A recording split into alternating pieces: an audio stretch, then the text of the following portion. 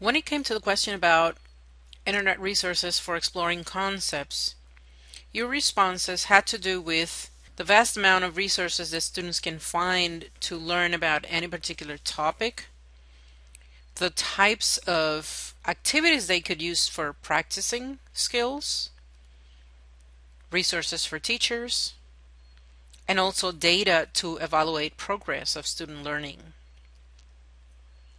Now, I really went in to think about how exactly do students learn using internet resources.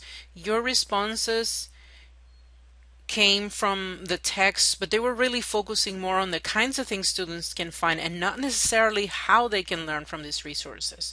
So I went to look for additional literature, and it took me back to understanding the learning theories that we've read about in our education courses.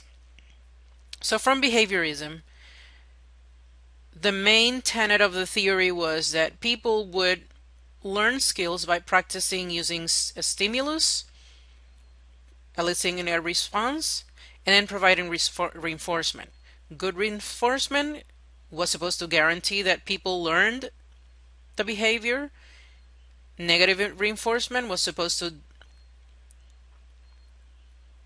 prevent that people learn the behavior.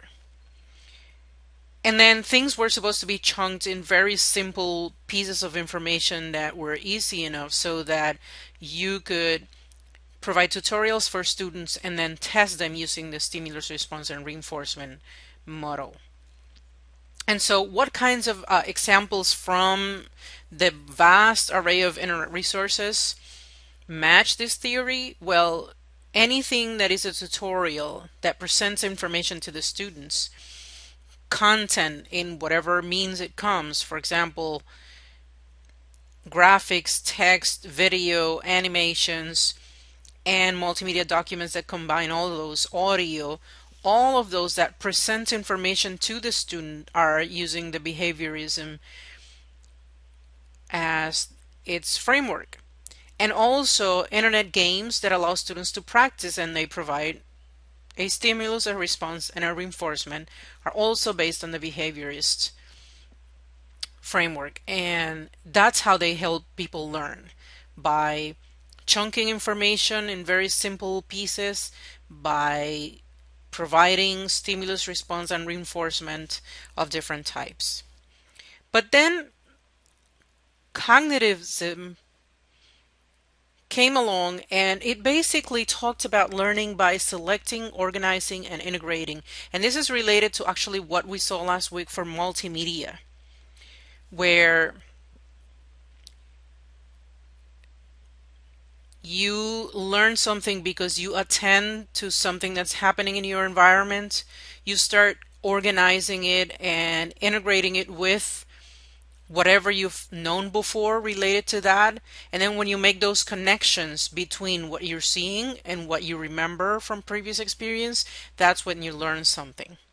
So in terms of internet resources, things like concept maps, drawing applications, things that allow you to, or tools that allow you to organize information in some meaningful way, are actually internet resources that are helping scholars explore concepts by selecting, organizing, and integrating ideas. And then when it comes to constructivism, they basically say that we make meaning based on what we already know and believe, and that is shaped by our developmental level, prior experiences, and the social cultural background and context. And so because it's about constructing meaning, then any internet resources that are problem based, for example, if it is a game or an activity, and also internet tools that allow creation, for example, wikis that allow us to collaborate in creating something.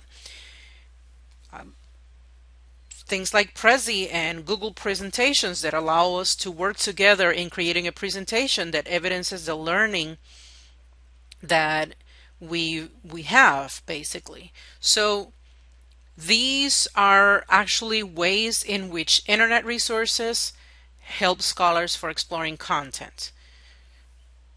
whether it is via tutorials and games that provide a stimulus response performance, whether it is by activities that allow them to select, organize, and integrate content, or whether it is by tools that enable them to create things together online.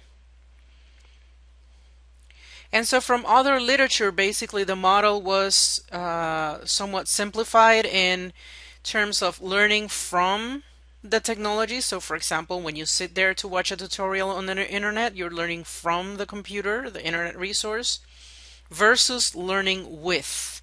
So you're using the internet resource as a partner to learn about something because you're using a tool that helps you organize your ideas, reframe your ideas, better understand your ideas.